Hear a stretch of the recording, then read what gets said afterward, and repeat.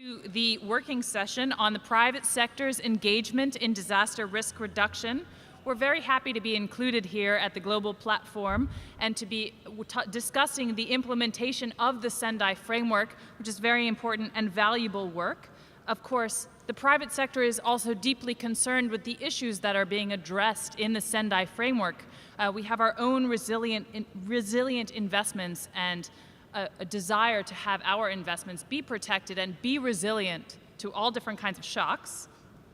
As you know, the private sector is responsible for 70 to 85% of capital investment in most economies. So it's an important player, and it's good to have us here at the table to discuss how we can work together in partnership, because we're certainly all working on the same issues, and it would be helpful for us to have a conversation all together about ways in which we might be able to work together to better protect our communities through business and through engagement with each other. And of course, the private sector brings a unique and different kind of expertise to these issues that can be useful for the government, just as the public sector and civil society bring their deep knowledge of their particular areas. So we'd like to have and promote more of this cross-sectoral communication and collaboration so that we can really all protect the communities that we work in and engage in. So this working session is intended to explore different ways in which the private sector can engage in both reducing risk, of course, and then building resilience moving into the future. This type of engagement, of course, takes many forms. We're going to focus on a few of them: promoting the importance of risk-informed investments, articulating in a metric-driven way the value of resilient investments, developing mechanisms for resilient investments, and measuring progress and ensuring accountability. Before we get started, I also want to explain a few of the house rules about how this working session is going to work. We'd like it to be really interactive. We'd like to make sure that we get to hear from multiple voices and multiple perspectives, so we do hope that you will be engaged with us, that you had your coffee, and that you're ready to collaborate now late in the afternoon. What we're going to do, of course, is start with the opening remarks from the panelists that they have engaged in. We do hope that both panelists, did you hear that, panelists? Panelists and contributors should keep your remarks succinct and to the point so that we can have a really robust conversation back and forth. We will seek questions from the floor at various points during this discussion rather than waiting to the end, because we would like to make this a more interactive session, but we do ask that you keep it very succinct, please. We do welcome various points of view, but we hope that you will also ask engaging questions of our panelists as well. So we're going to move down the line of the panelists. We have a distinguished panel here today. They will each offer opening remarks. I will then ask for a response from another panelist, and then we will open it up for one question from the floor before moving on to the next panelist. And then all the way at the end, we will have a more general Q&A section where we can have more robust conversation back and forth. So with that said, I'd like to get started so that we can move into it. I'm going to introduce our panelists, and then we will get started. First, we have Mr. Daniel Stander, Global Managing Director of RMS. Next to him is Mr. Mark Crossweller, who is the Director General of Emergency Management Australia. On the other side, Mr. Dale Sands, who is the Senior Vice President and Global Practice Director of CH2M. And all the way down at the end of the line, Mr. Jesus Gonzalez Arellano, who is a partner with KPMG Mexico and is also the head of the Global Compact here in Mexico. So I'd like to get started first with Mr. Daniel Stander. Thank you very much, Chloe. And it's a real pleasure to be here. Thank you for the invitation. Chloe said to be brief. I have a lot to say, but thankfully I speak quickly. So the challenge I was set was, can I make 10 valuable contributions to kick off this discussion in 10 minutes? I'm sure you'll hold me to that. So the first point I want to make is actually reinforcing something that Chloe said. I was always taught to define the question that we're being asked at the beginning of any essay. And what we're being asked here, essentially, is on the assumption that the private sector has value to add, how can we accelerate and scale that value? I wanted to just distinguish two types of private sector, or two senses in which this question is relevant. Clearly, there's not public and private as it's drawn exactly on this slide, but just to illustrate the point, the first dimension in which it's relevant is, as Chloe said, a vast amount of investment comes from the private sector, and they themselves, the private sector itself, can do a lot to make itself more resilient. So how do we accelerate the private sector's own resilience and the resilience not just of its assets but the community within it sits? There is another dimension that I think is worth separating, and Chloe again referenced this in her opening comment, which is there are some niches within the private sector which have some specific expertise which can be leveraged, not just within the private sector to make the private sector more resilient, but also for the public sector to make government at all levels more resilient. So the question for me is twofold. How do we accelerate the private sector to becoming itself more resilient, but also how do we unlock and scale expertise that exists in the private sector in order to help accelerate the resilience of both public and private? The second point I wanted to make is that the 4 priorities of the Sendai framework are all important, but in my opinion, they are not all equally important. By which I mean, when you think about the essence or the essential disciplines of resilience, there are 4 in my mind. 1, you need to understand the risk. 2, you need to define a strategy to govern yourself and hold yourself to account. 3, you need to invest in reducing that risk. And 4, when Mother Nature takes hold of us, we need to make sure we have planned to respond and recover. And that framework, and it's a framework that's tried and tested in the private sector, I'm pleased to say, is reflected 1 to 4 through those 4 priorities. I personally have a very strong belief, and I welcome challenge on this, that the first priority is indeed the first priority. That's to say, it is impossible to govern well. It is impossible to make sensible, strategic, rational investments in disaster risk reduction.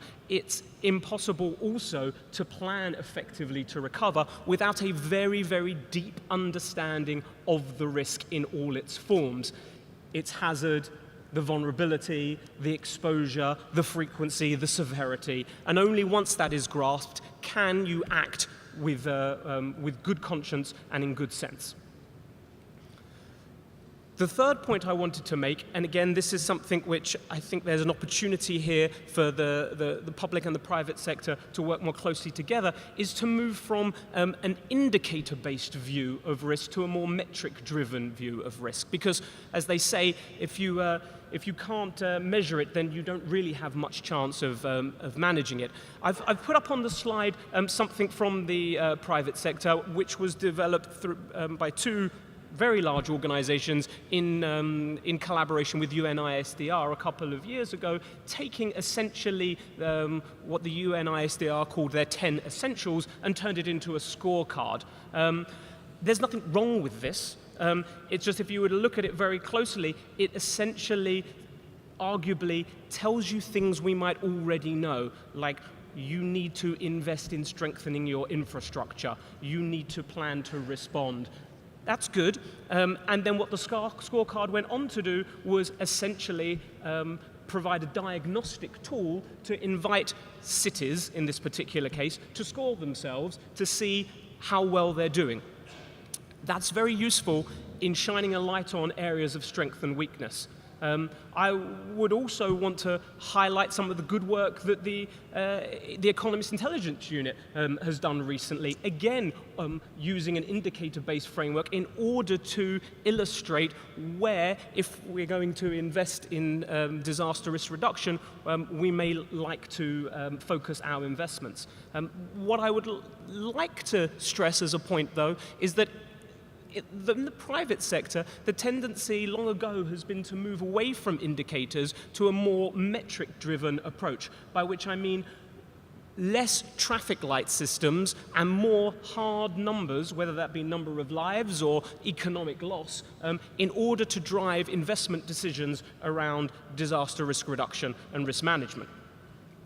So I'm sure Bloomberg wasn't the first person to say this, but if you can't measure it, then of course you can't manage it, but neither can you fix it, and neither can you monitor it, neither can you govern yourself, neither can you hold yourselves to account. So what I think is a great way for us to leverage a private sector experience is to take the more metric-driven approach that we've tended to see in the private sector and begin to extend from indicators into metrics. If we're thinking about a metric-driven approach, my fourth point would be that 1 decade of data alone does not really give you a useful baseline in which to understand risk. In fact, it's more likely to give you an inaccurate view of what's going on. Now, the reason I mention this is that Sendai asks us to measure progress in over 2 decades. And that's a laudable aim, but when we think about how Mother Nature attacks us, it doesn't do so in a uniform way over such a short period of time. And 2 examples, one with loss of life and one with economic damage, to illustrate this point. In 2 centuries, the number of people that died from earthquakes in Haiti could be counted on the fingers of my hands. But then in one fateful afternoon, we lost more than 200,000 individuals. Sampling any decade in the previous 2 centuries would not have given us a fair indication of the risk to earthquake in Haiti. Similarly, in New Zealand, if you look at the losses that were sustained from earthquakes since World War II, there was practically none until a 6-month period in 2010-2011, where 95% of the losses, economic losses, that had been experienced since World War II came to pass. Again, sampling just 1 decade or 2 will not give you a clear view of risk today or allow you to measure risk in the future and progress against any goals. You might therefore think that going back in history is the answer. Unfortunately, it's not, for 2 reasons. Firstly, the historical catalogue is sparse. That means it's hard to work out when disasters happen infrequently, the likelihood and the severity of them happening again. History is a poor precedent for extremes, both in terms of location and severity. That's because disasters, by definition, are extreme events, which are infrequent and severe.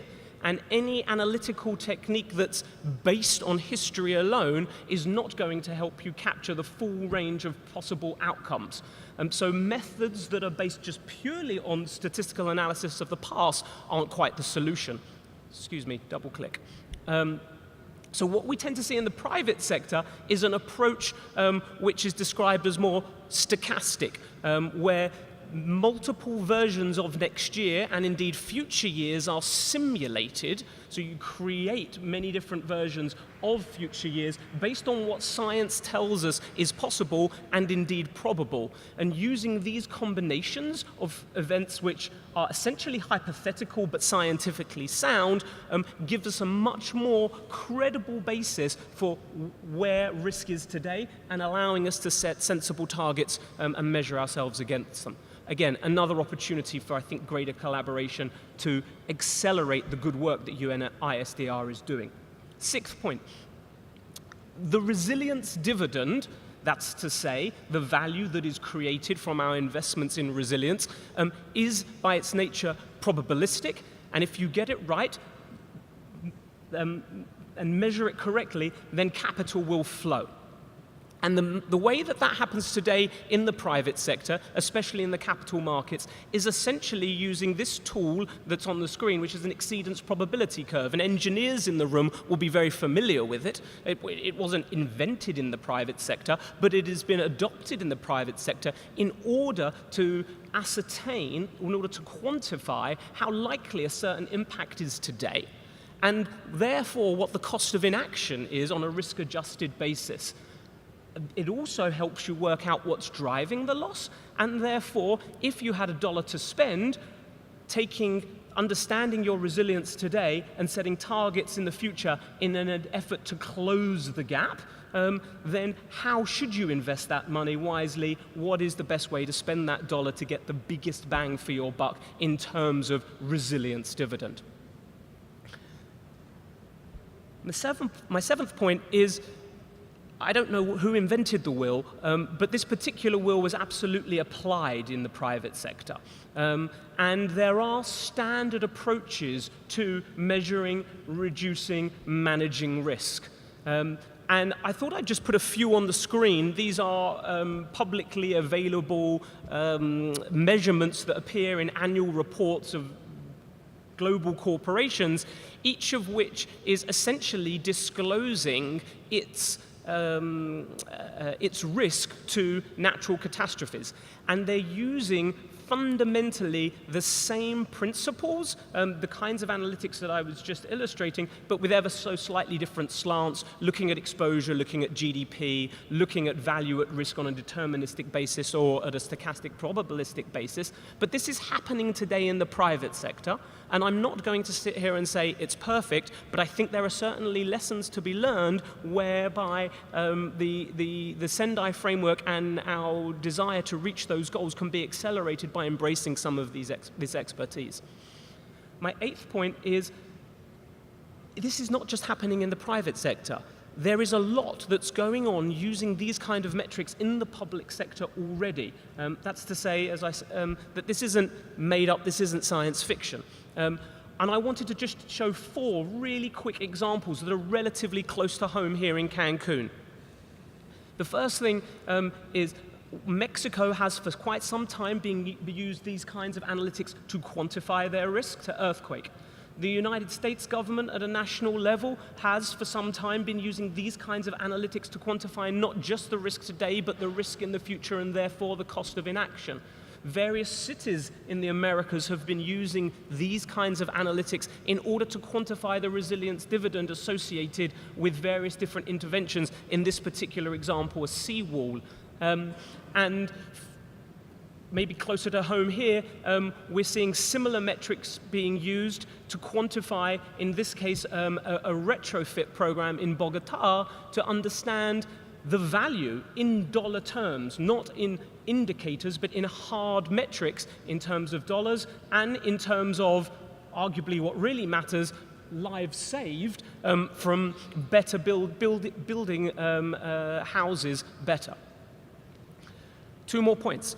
The data exists, the expertise exists. If we're going to focus our efforts on capacity building, let's make sure we focus our efforts on the places that are really going to move the needle.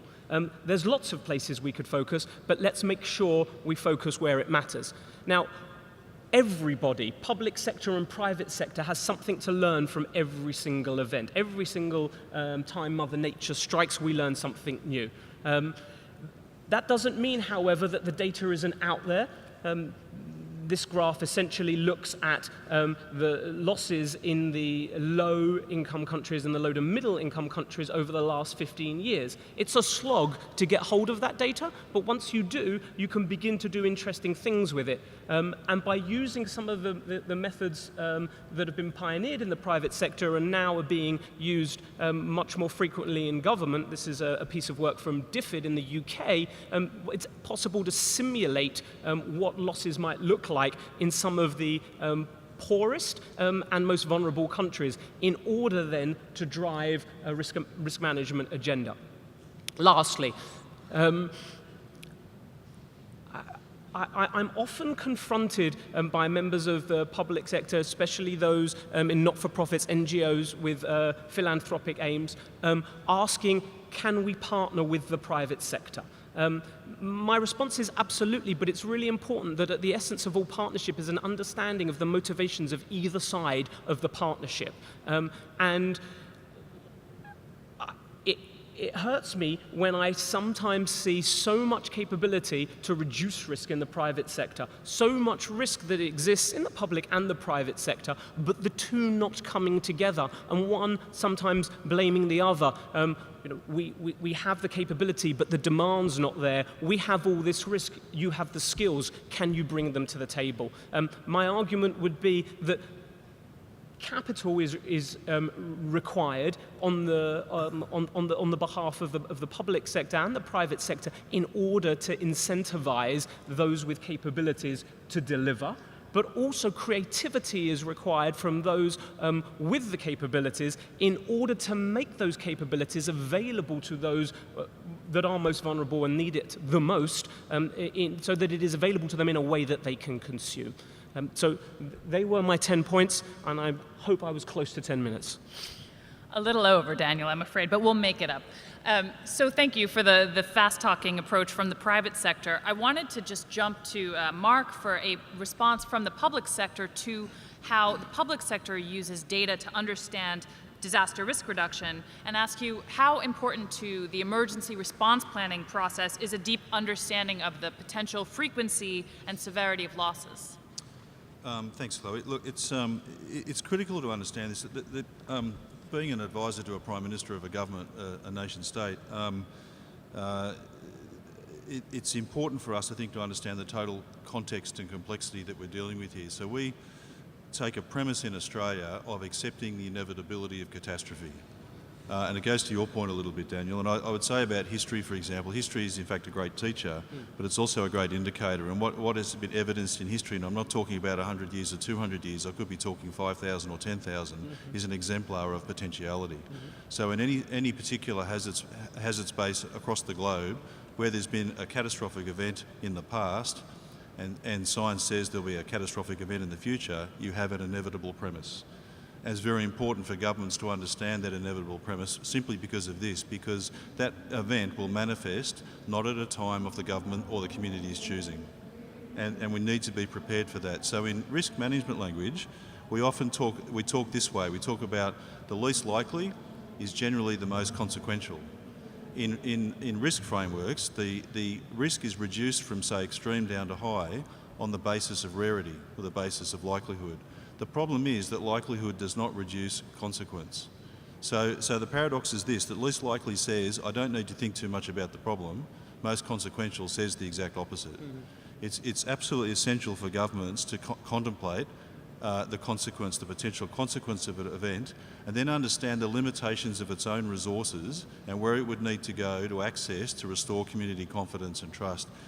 And I'll talk about this more when I do my opening statement, but let me leave you with this thought, that the greatest measure of success in disaster management is the upholding of public trust and confidence, and the greatest mission is the reduction of human suffering.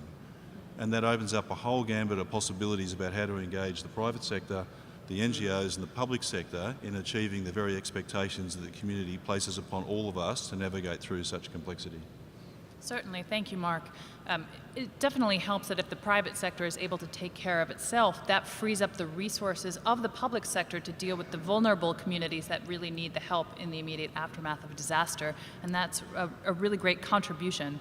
In the interest of time, because Daniel went a little bit over, I'm going to skip the question from the floor for now and jump to our next panelist. But do write down your questions, because we will have the general Q&A session later. But first, I wanted to make a brief announcement that we do have a Risk Award presentation in this room right after this session. And this is an innovation coming from the private sector to encourage disaster risk reduction. So do stick around in this room for the award of this first Risk Award.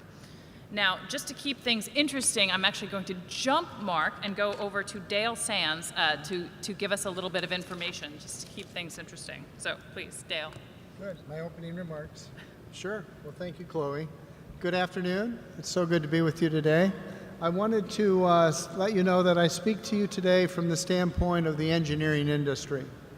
My company leads the professional services industry in delivering sustainable solutions that benefit society, the environment, and economic conditions.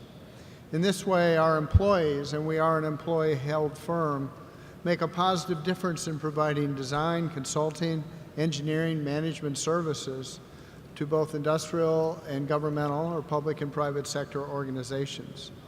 We are ranked among the most ethical companies in the world, and we are headquartered in Denver. And last year, we received the World Environment Center Gold Medal for Sustainable Solutions, the first professional services firm to receive that. When I have discussions on this topic, I always like to ground truth our discussions around the term of resilience. Resilience is the ability of a system, a community, or society that's, when exposed to hazards, can resist, absorb, accommodate, and recover from the effects of that hazard in a timely and efficient manner, including the preservation and restoration of its basic essential structures and functions. So when we think about investment, we look at investment in disaster risk prevention and reduction through structural and non-structural measures, which is really essential to enhance the economic, the social, the health, and cultural resilience of persons, communities, countries, and their assets, as well as the protection of the environment, particularly in water quality or for agricultural concerns. We know that the frequency and intensity of disaster events is increasing.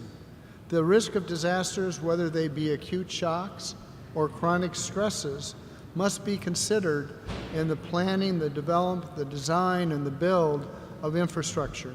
It's imperative that the shock and stresses unique to the geographic area be properly considered in investment decisions. And as noted, these shocks are changing in frequency and in intensity.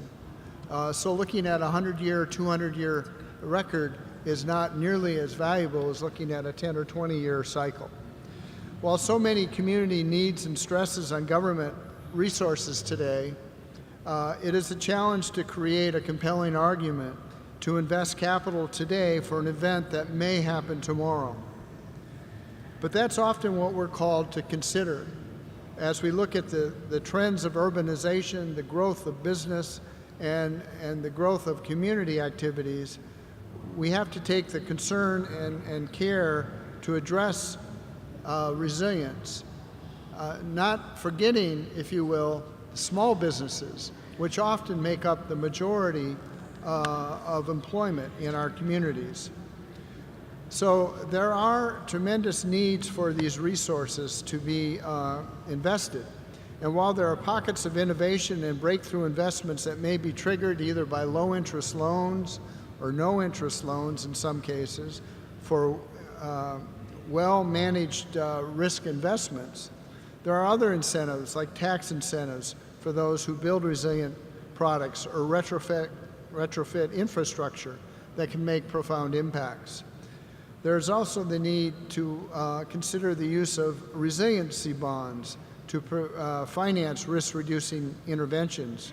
These are all important offerings today, and with the trillions of dollars to be invested in infrastructure in the next decade, we really must create a resilient infrastructure criteria in response to the very real need of these stresses that I've mentioned. Solutions ultimately have to be feasible from an engineering point of view.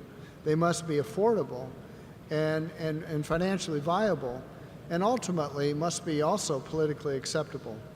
Much work remains to create the right enabling environment for risk-reducing investments.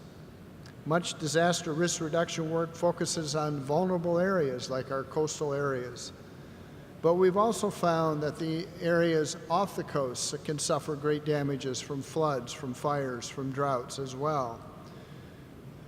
There is a need to consider how disaster risk reduction affects across industry, whether it be for tourism, whether it be for manufacturing, or for resource development. A need for systemic combination of technology, such as early warning systems, innovative regulatory frameworks, may deliver faster improvements. Building codes often are outdated and not often enforced. Lessons learned have not adequately been shared across the public and the private sector. Tools like the scorecard that have been mentioned earlier have been created, but in real terms have not been applied as frequently as which they could be helpful. To date, we do not see too many private sector experts that have been included in disaster risk reduction activities at the national level.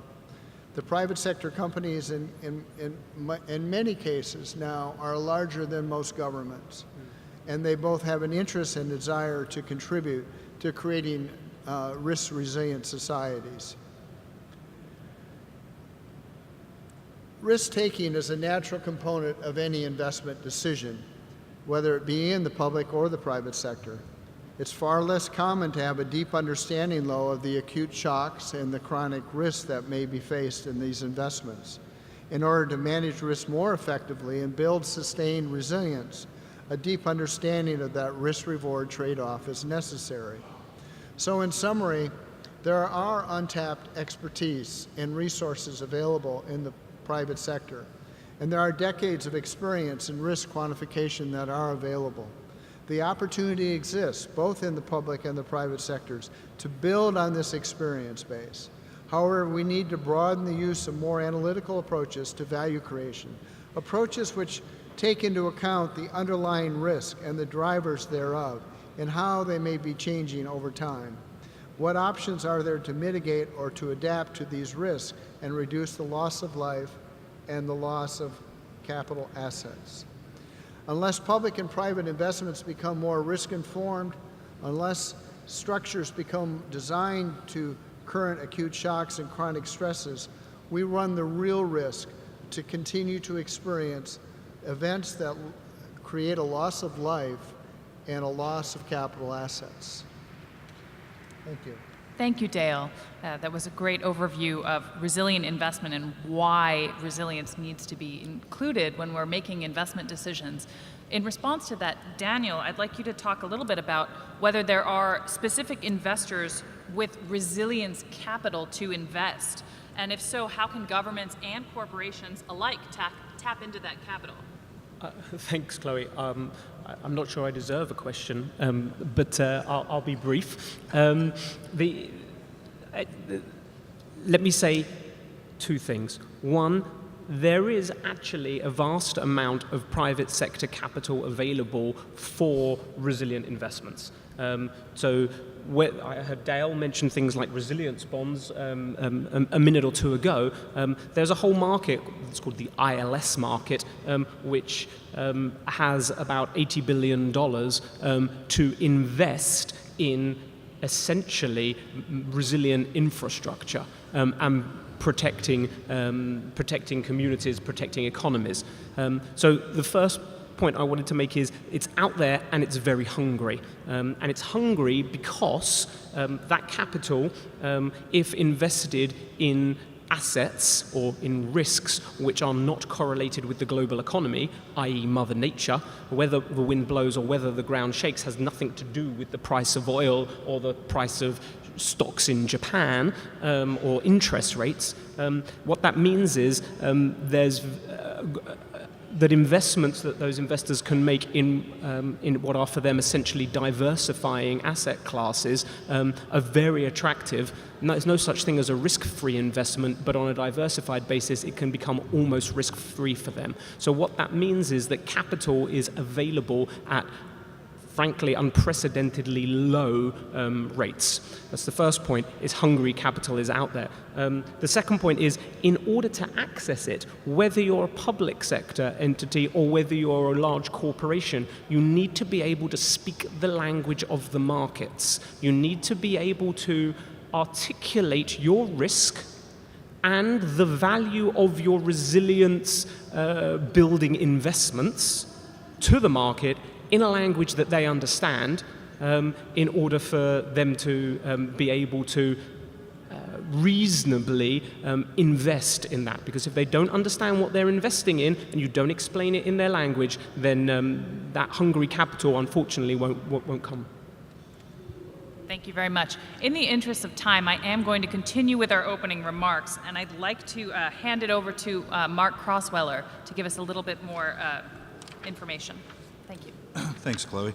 So, ladies and gentlemen, as I was saying, I think we're all facing an increasingly, a rising frequency and intensity of natural hazards across the globe, and the capabilities that we've brought to these hazards in the past will not be sufficient in the future.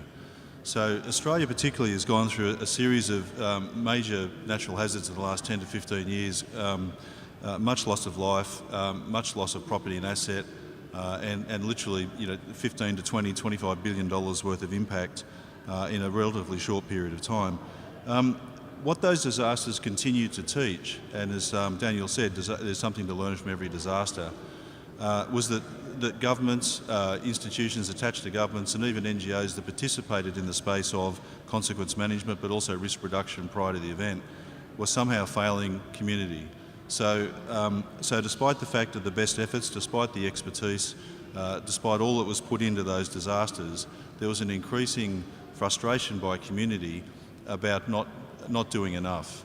Governments simply not doing enough. So these disasters were seen largely as failures. So to give you a simple chronology, we had a fire in the capital of Australia that only took 4 lives, but took out 488 homes and about $1 billion worth of damage in 3 hours in one afternoon, deemed not successful.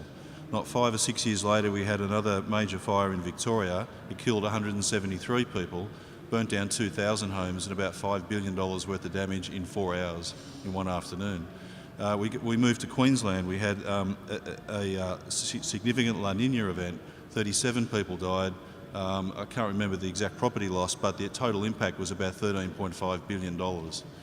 None of these operations were deemed to be successful, but here's the irony. We move across the country to the other side of the country, a single fire, 86 homes lost, no lives lost, still rated as not successful. So when we move into statistics, the industry was trying to measure its success through statistics. It was trying to measure its success through death rates, property loss rates, and so on and so forth. Now, those things are important. I'm not saying they're not important, but from a community perspective, there was something fundamentally missing. And one of the chief investigators in the fire in Western Australia asked the profound question, how do you measure success?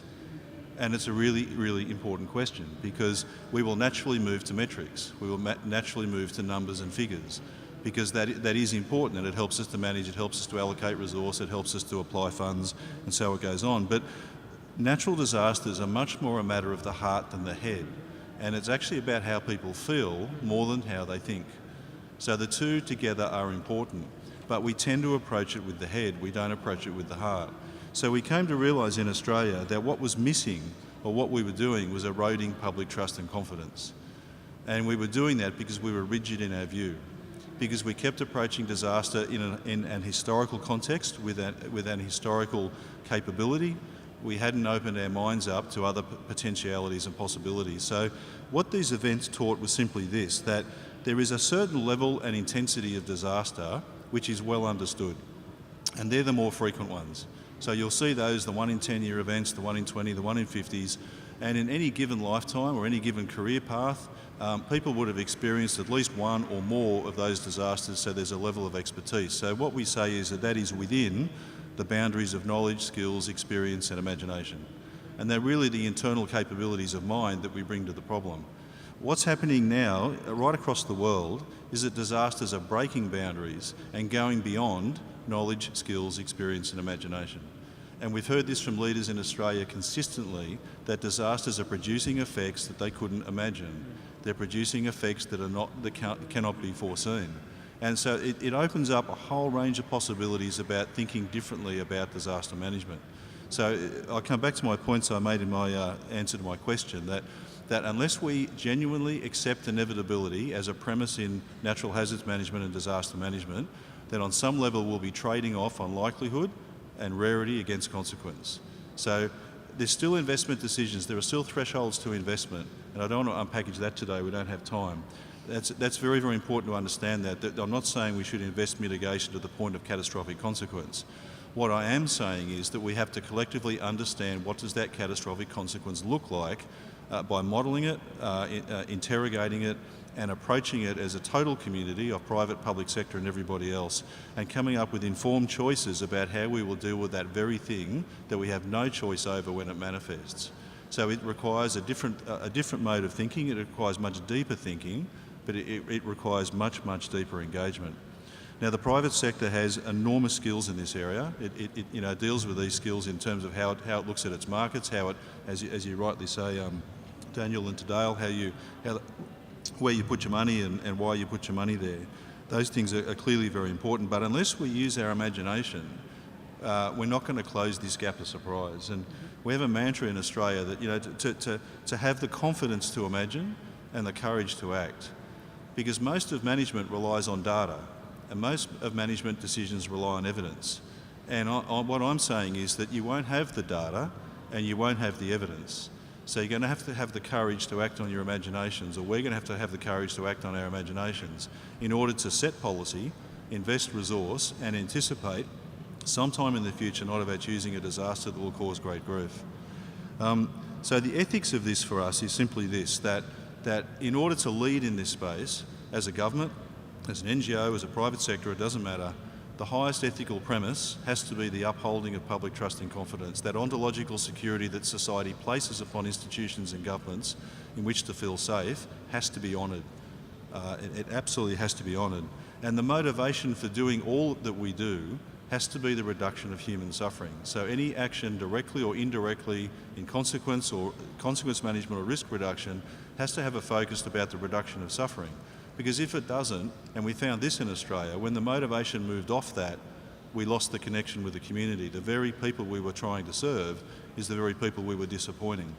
Because our narrative became self-serving, our narrative became technically complex, and the public simply didn't understand what we were saying. So in all adversities, overt and covert adversity, people need connection. They need to connect. And it might seem impossible for a government to connect to its people, but I can't stress enough how important that is in leadership. If ever you're going to lead through one of these things, the very people you are leading, your societies, need to know who you are, need to be able to place their trust and confidence in you, and you've got to do everything you can to guide them through. That requires the industry, the sector, the government, to exercise an enormous amount of humility. Now, our industry is not known for that, I've got to tell you. Most countries have fire services, police forces and paramedics and all sorts of things in uniform, and they're very, very good at what they do, and they're quite exclusive in their approach.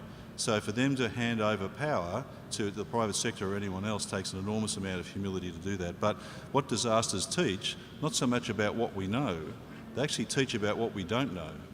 And it's only a humble mind that will ever understand that, and it's only a humble mind that can develop a wisdom about the problem. We advocate two other principles. The principle of unity.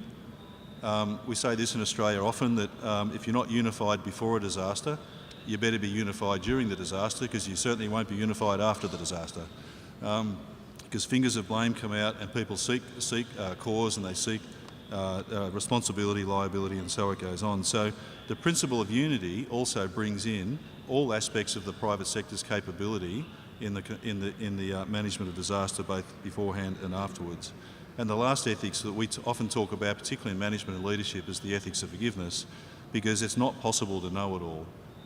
But I would simply say this, that in my 30-odd years in this industry of leading and advising, I'm yet to find a person anywhere in the world who wasn't primarily motivated to do the very best they could within the limits of their internal resource and their external resource.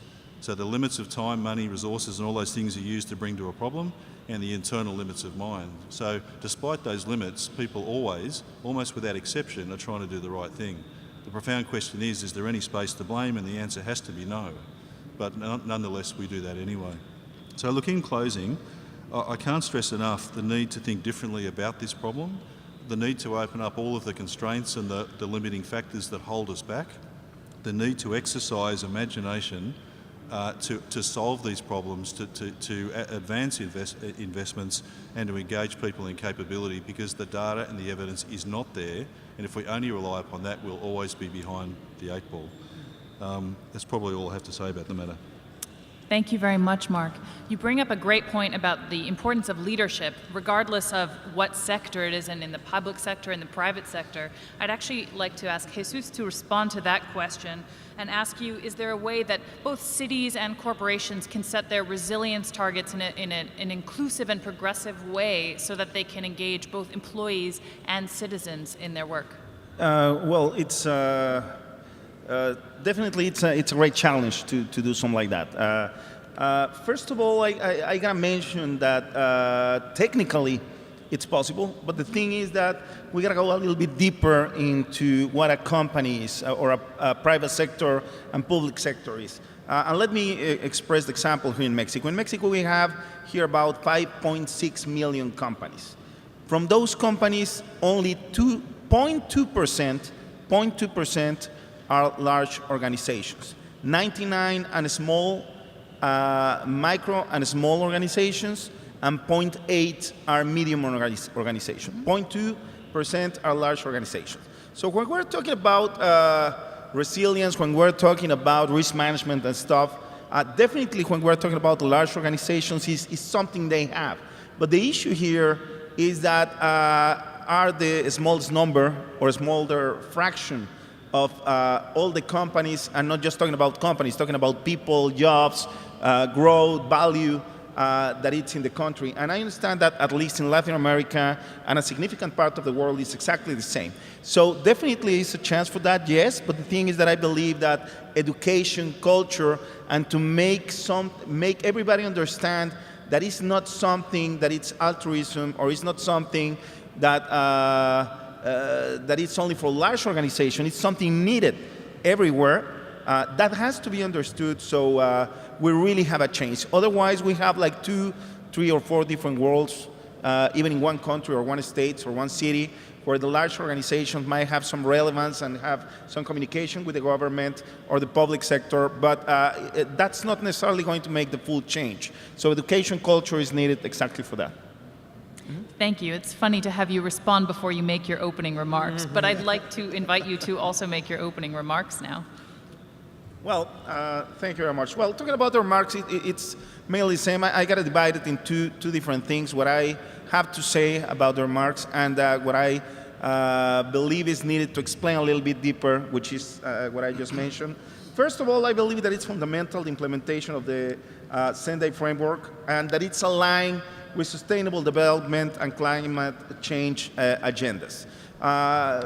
Due to my work in KPMG as well as being head of Global Compact in Mexico, I have seen that everybody, not everybody, but the large organizations and government as well is doing a lot, yes. The thing is that they are doing a lot but not necessarily communicating or making synergies in what they are doing. So they are using different standards, principles, ideas. Some of them are mainly, are usually considering reputation, marketing, talking about risk management. They consider money, not necessarily disaster in terms of people. And long term, they see short term, usually more in advance. So, but the thing here is that when we talk about disaster risk reduction, sustainable development, and climate change, we should be talking about the same thing, but right now the companies are not looking at it the same way, companies and the government as well. We have initiatives, we have investment, but not necessarily synergy in what is happening there. They are working in silos, and I'm talking about those 3 initiatives as well as the potential synergy between public sector, private sector, and civil society.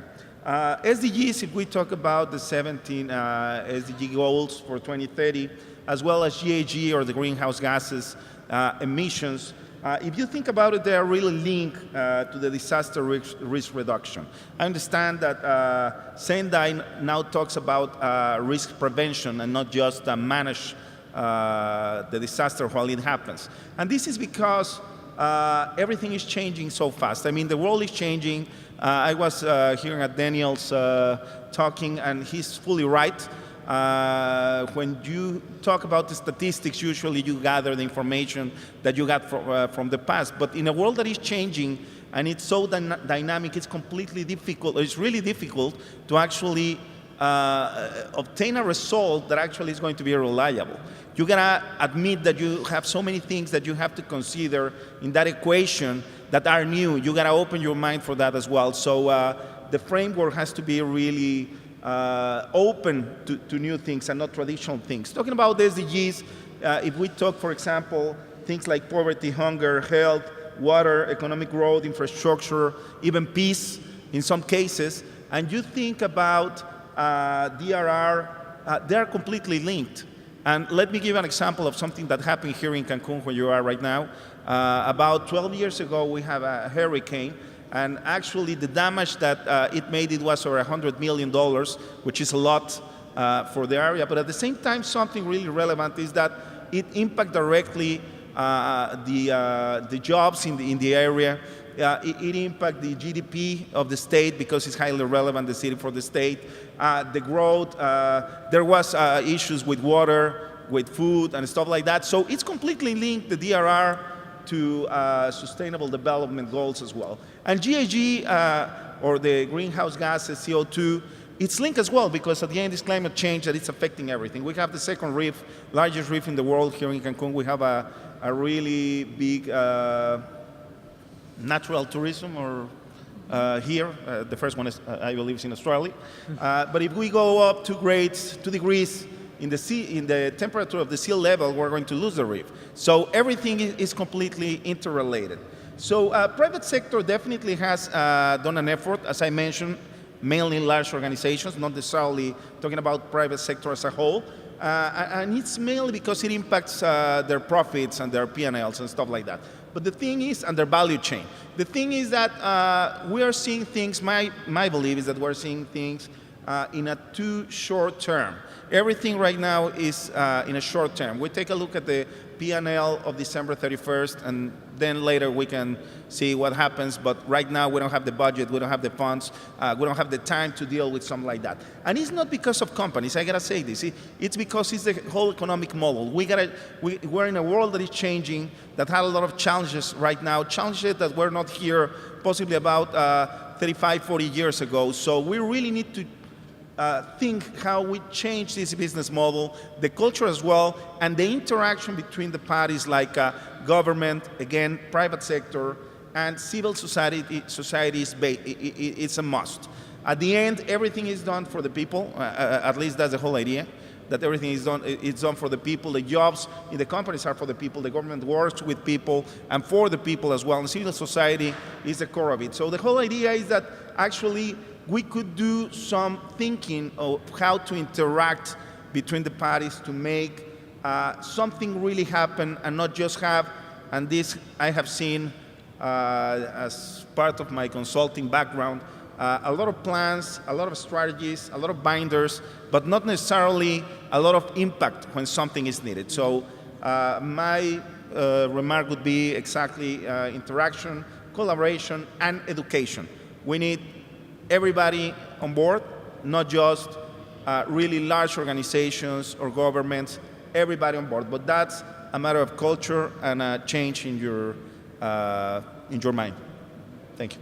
Thank you, Jesus. We really want to hear from the floor. So in the interest of time, Dale, I'm going to ask you to respond as a yes or no to an extremely loaded question in response to Jesus. And that is, are our cities and communities resilient enough to meet the SDGs? It's a work in progress. The answer would be no. But we have work to do, and we need to align better between public and private sector, and we can get there. I hope so. Certainly public-private partnership will help. With that, I'd like to open up to the floor for our first discussant, Ms. Marika Young, who is the chair of the Fiji Business Disaster Resilience Council, has some prepared remarks to start us off. Marika?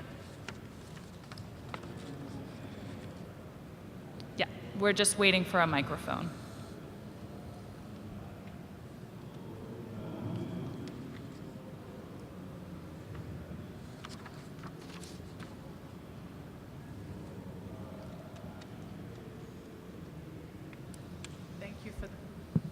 Thank you for that. Currently, the UN Economic and Social Affairs lists 57 small island developing countries, as also known as SIDS. All tend to share similar sustainable development challenges. These are population issues, remoteness, susceptibility to natural disasters, as well as being vulnerable to external shocks, and dependence on international trade. Some of these countries experience multiple shocks, and also they have add-on effects, such as in some countries you might have a tsunami or an earthquake, which further sinks the landmass, making them even more susceptible to rising sea levels. Therefore, it's imperative that the Sendai framework it's vital that for the small island developing states be included and be considered, not because they are multi-peril, but also because of just the impact that this has on these multiple populations across the 57 countries.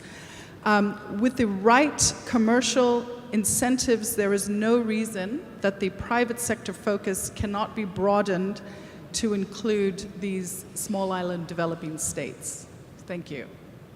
Thank you, Marika. It's very important for us to consider the needs of the small island developing states, and I will happily travel to Fiji anytime to work on these issues. Do we have any other questions from the floor? Right back there? Yes.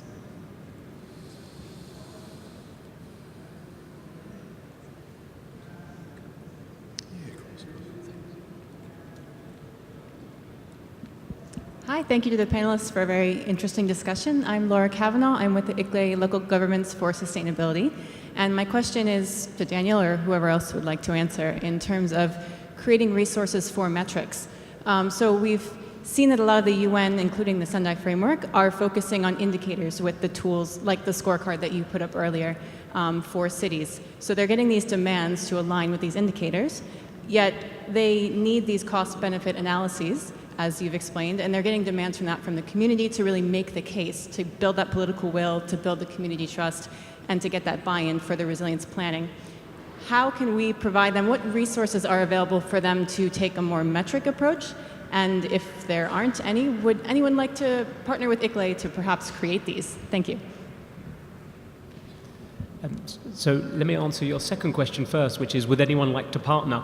I'm sure there are lots of entities in the private sector that would like to partner, and I, speaking for mine, would be delighted to. We need to understand what partnership means, and we need to understand each other's motives, and I'm sure we can make something work. But going back to the fundamental question, how... And I don't know whether this is too provocative for this forum or not, but what I think is probably, and this comes from an experience of seeing what's happened in the last 15 years in the financial services industry, what's probably going to drive the adoption of essentially leadership and governance around risk in the public sector would be regulation, creative regulation, to drive cities, counties, states, nation states to disclose their performance with regard to risk and risk reduction. So I don't think that it's the lack of the tools and the metrics, they exist already.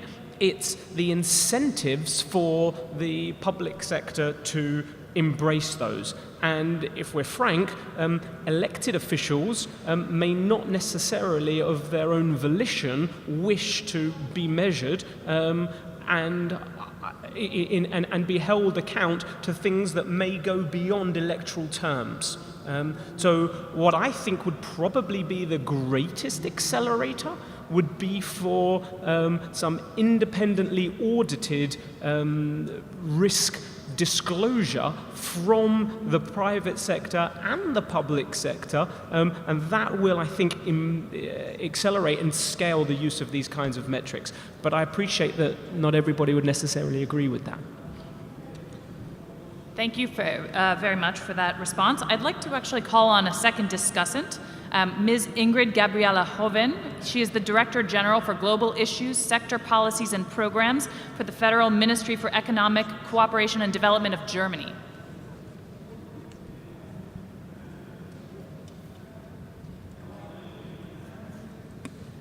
Yeah, many thanks. Perhaps a couple of thoughts in response to the points that the panelists have made. I'd like to pick up the last one on public-private collaboration and the introductory remarks by Daniel on whether we take into account the expertise that is available.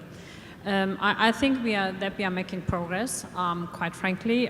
For instance, as I mentioned earlier, we have understood that, for instance, insurance companies, they really have a lot of data available, have done a lot of risk analysis. So if you take this into consideration in figuring out where actually For instance, development cooperation can help and create the right tools. I mean, it's extremely helpful in order to develop new markets, but also the right insurance schemes. Actually, we are cooperating with the big reinsurance industries. They provide us with the knowledge, the expertise about tools and markets, and this is extremely helpful. Having said that, one also has to take into account what are the right incentives that we should set from the government side in order to bring the private sector in. And this is perhaps a question back to the panel. In some cases, one could say we can do this with standards. For instance, we have started to change the qualification standards in the procurement systems of official development aid in order to factor in resilience issue more forcefully than we have done in the past. This, of course, you've said, this sometimes perhaps it's not affordable. So the question is, how do you actually strike the right balance between the envisaged impact of disasters in the foreseeable future and the cost that you should now take in order to have a more resilient infrastructure? But then again, the question is, should we go more for standards, or do we are looking for different incentives? How do we incentivize actually action by the private sector towards more resilient behavior in infrastructure, own buildings, the business that they undertake? What is the right mix? I would certainly agree with Jesus that we need more dialogue in order to get the right mix in place. But it's not an easy question, quite frankly, to strive the right consensus either at the city level, the community level, or at the national level to bring in those stakeholders. They want to make a good business. We need them with the expertise and the financial potential that they have. But on the same side, I think it is, they also have to invest into resilience. It's not only that the state then can cover the additional risk. We bring in taxpayers' money in order to cover the resilient risk. And this is the point that I wanted to make. One additional last one. I think I would agree with Dave that right now we don't have the right frameworks in place to build resilient cities. But if you look at the infrastructure investments that are going to take place in urban areas, there is really a very severe need to act in the very foreseeable future. And unless we do so now, we are going to have a big lock-in effect and certainly big losses in the medium and longer term.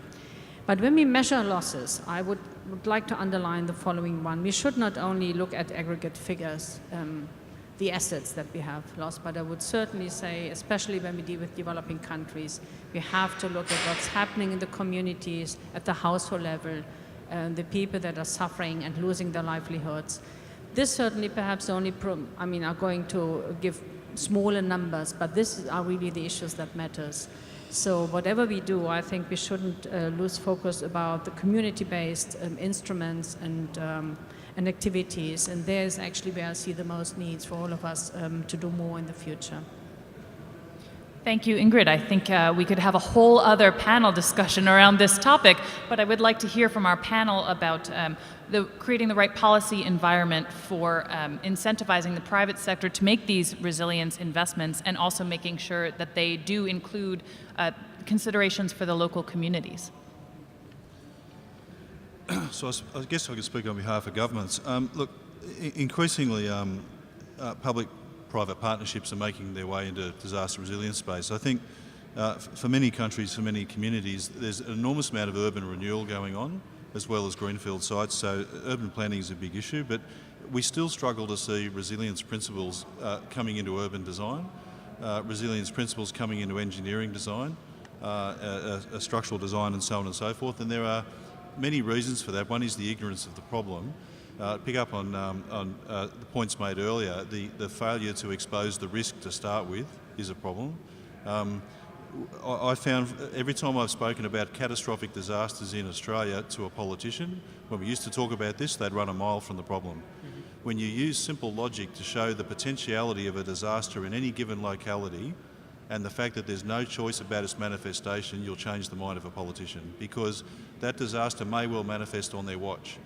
And once known and expressed, a politician doesn't want to be the one who said no. So if you want to get the politics over the line, be honest about the problem. But unless we bring them into the renewal, to the urban design, into structural design, unless we really have those things expressed properly, it's unlikely we're going to see the effect of good public-private partnership have an impact on resilience. In terms of pre-disaster resilience or replacing things that exist, big problem, because no one can see the rate of return. It's very hard to measure the rate of return. So if you're going to destroy an old bridge and build a new one in anticipation of an event, and it requires a $100 million investment, then if the rate of return can't be proved, no one's going to invest. And that's an ongoing problem in the space of resilience, about how do you get past that threshold point. I don't think there's an easy answer to that, to be quite honest. I think the reality is that vulnerability will remain until such times as the asset life cycle comes to its end and through some other process it's agreed to replace it.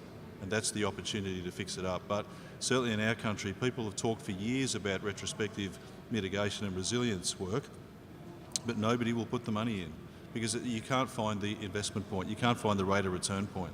It's just too difficult to do. So unless it's towards an altruistic investment, it's unlikely to happen. We would simply say about that, make sure that you understand and make sure we understand the potentiality of that vulnerability. So when the disaster does strike, if that vulnerability still exists, that we know how we're going to deal with it when it manifests. So we can't solve all the problems, but we can at least understand all the problems.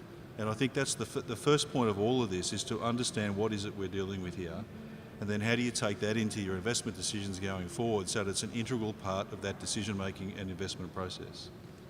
Thank you, Mark. We're actually running out of time, so I wanted to go down the line and go through our concluding remarks from our panel, and you can bring this topic into your concluding remarks if you can, about what are the key takeaways on this topic. I'd like to start with Jesus.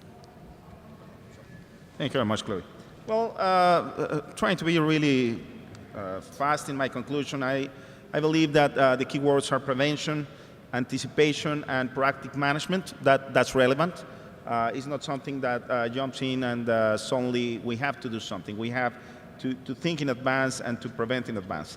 Cultural education for all, it's highly relevant.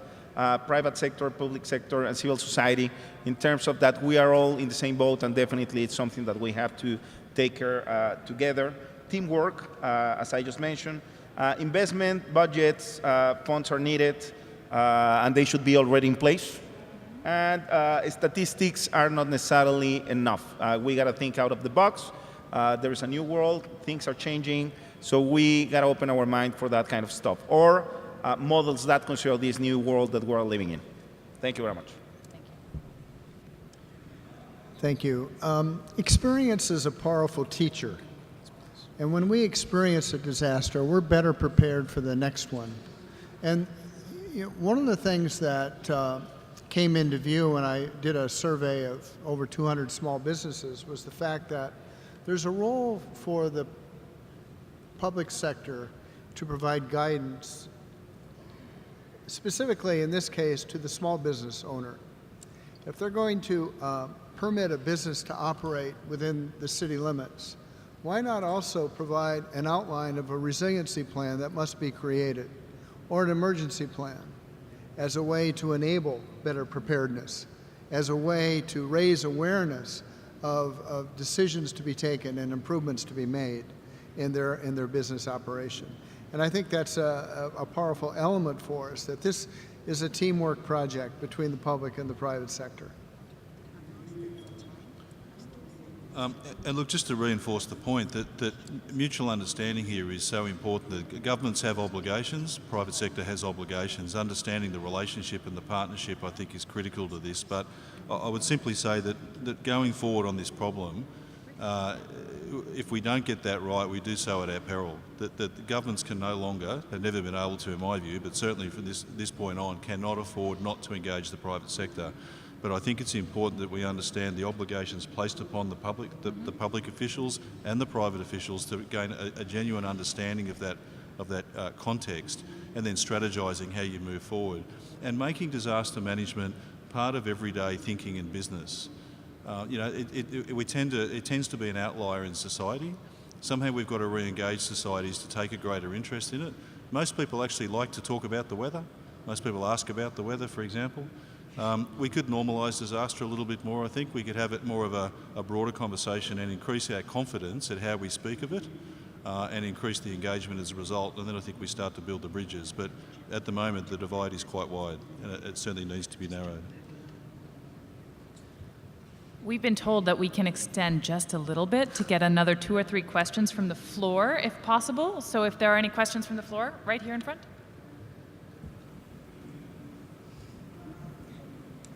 Hello, my name is Alejandro. I am the founder and CEO of a 5-year-old Mexican startup called SkyAlert. In a nutshell, we provide early warning systems focusing on earthquakes to over 300 companies and over 1 million people through our app here in Mexico.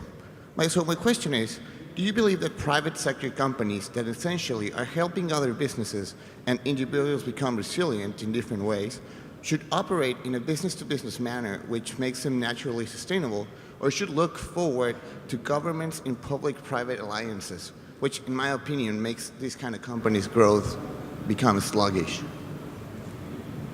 Who would like to take that? You want to restate the question? Yeah, it's a good idea, the question. Sorry, can you restate the question just briefly? Yes.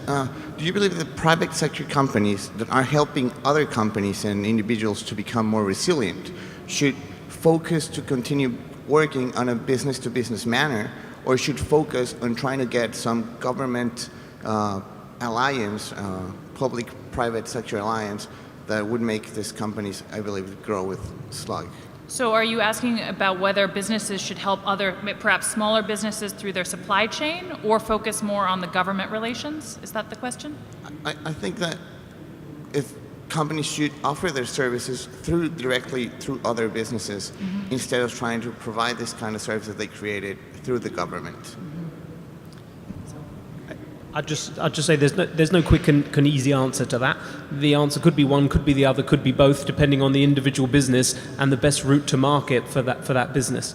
And the answer is only going to be both if the individual company has the scale and the ability to take product to market across two different delivery channels at the same time. So I think it's really hard to answer that question in abstract. It'll be answered on a company-by-company basis. Can we get another question from the floor? Back there.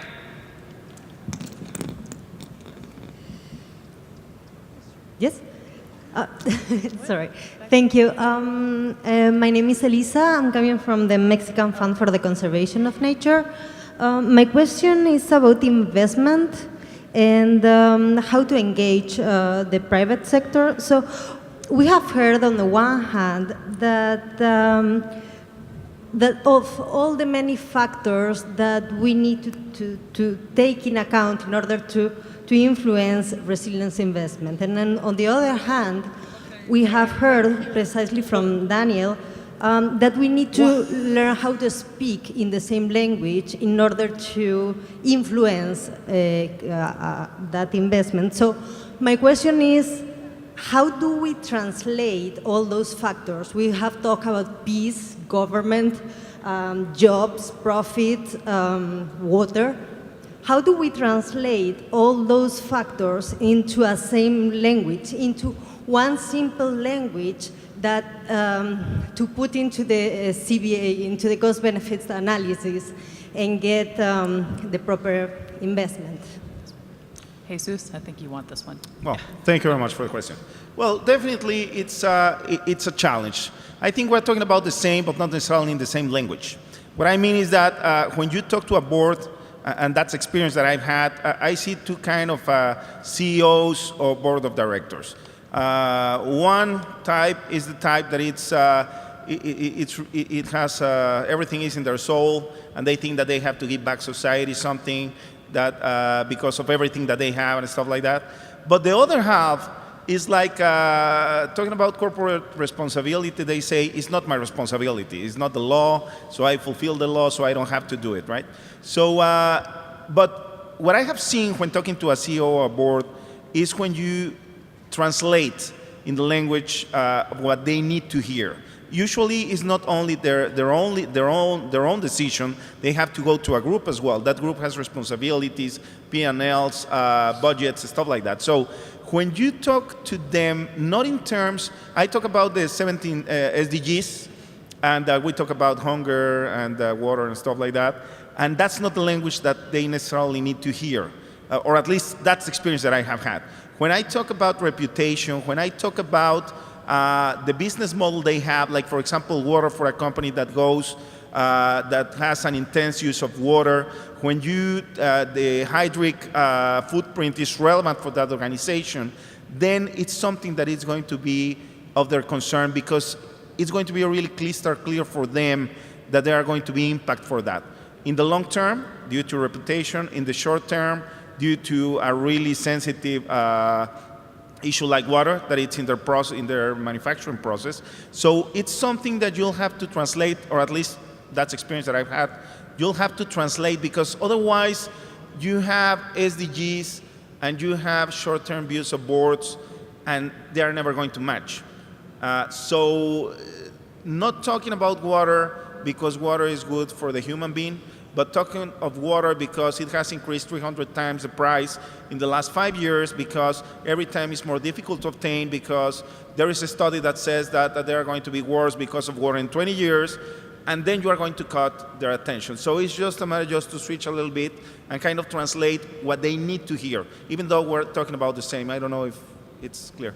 Yeah. You know, I just add one point to that as well, if I could, that financial rating agencies now that look at companies are beginning to evaluate, do you have vulnerable facilities? Are you vulnerable to water? Are you vulnerable in your supply chain? Are you vulnerable to extreme events? And companies now are requiring to disclose that kind of information. And so that is a driving force in and of itself to try to look at disaster risk reduction techniques. Let me just give one more comment. Talking, for example, poverty, that somebody would say, well, and I have talked to CEOs that says, poverty is not my topic, right? It's not my fault. But anyway, if they are retail and they are all over the place and they are being robbed constantly, and then it's their problem. I mean, I have seen CEOs that says that they are considering to cut their operation in certain places because of violence or robbery and stuff like that. So it's impacting their business. So that's a translation, talking about facilities, talking about the supply chain, talking about the environment, the reputation, that they need to hear to switch. I think we found another panel topic. Can we take one last question? No? No more. Muy bien, muchas gracias. Sí, aquí. Here. Okay. Okay. One last question. La pregunta es muy simple, Eric Alvarado de México. ¿Es filantropía lo que buscaría ese segmento o simplemente acciones de reconstrucción? Es decir, la idea de este panel es establecer acciones para recabar fondos o involucramiento y reconocimiento y comunicación de las empresas o de la sociedad privada hacia la vulnerabilidad y el impacto que ellas tienen hacia la sociedad. So I think the question is it about corporate social responsibility and foundation activities, or is it actually a business-aligned piece of what we're doing and core to the business, correct? I think it can be either, depending on the company, right?